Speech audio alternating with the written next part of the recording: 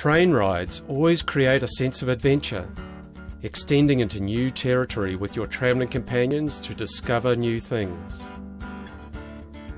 In September 2013, 39 of New York and Chicago's leading wine influencers were game enough to embark on such an adventure, with Complexity, New Zealand fine wine from New York to Montreal.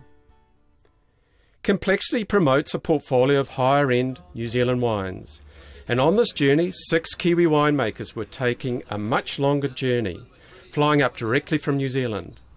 They came to share their knowledge, ideas and wines in a series of seminars over the course of our 8 to 9 hour train ride in vintage carriages through to Montreal. We couldn't bring everyone to New Zealand for the day, so we brought New Zealand to them.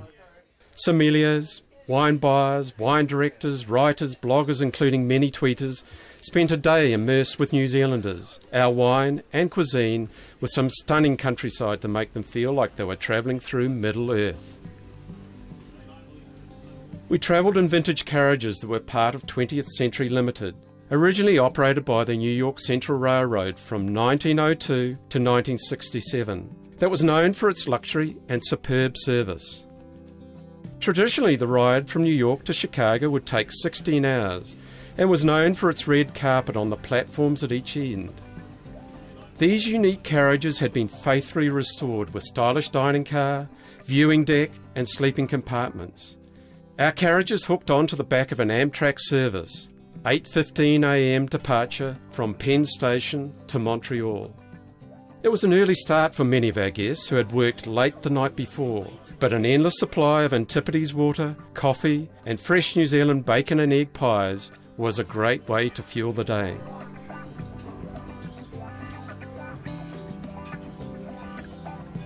Small groups gained an introduction on New Zealand culture and climate before rotating around 4 masterclasses, tasting through 24 wines covering our major varieties and 5 regions.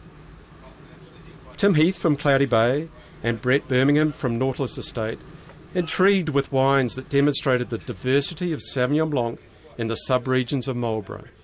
The complexity of some of these higher-end Sauvignon Blancs was impressive, and the ageing ability demonstrated with a 1996 Cloudy Bay being a standout. If you look at our wine and this wine, I think you'll see that herbal edge which we're getting from the skin contact.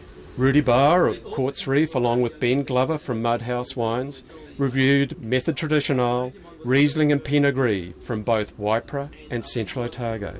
Interesting enough, obviously the wine had been pressed with an old technology press. Nick Piccone from Villa Maria poured some hidden gems and took a guest through the country with Chardonnay, and then into Hawke's Bay with Merlot Cabernet and Syrah.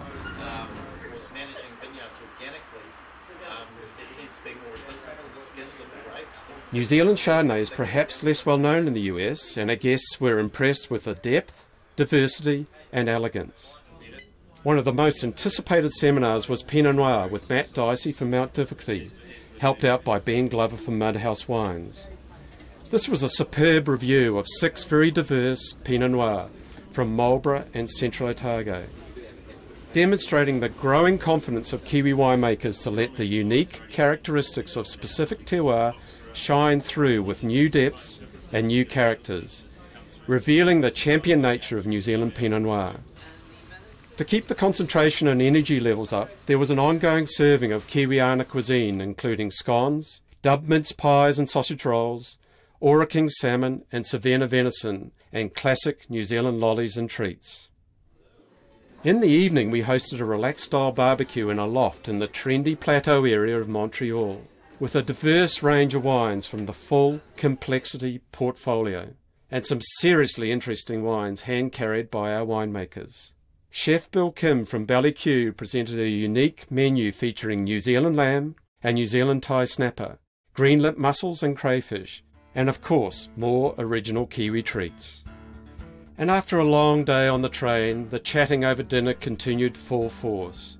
For many it was the chance to have a break out of the city, to taste and be impressed by the significant number and range of wines, to learn from the very talented and yet so humble winemakers, to renew acquaintances with their colleagues and to make new Kiwi friends. A very exciting and full adventure.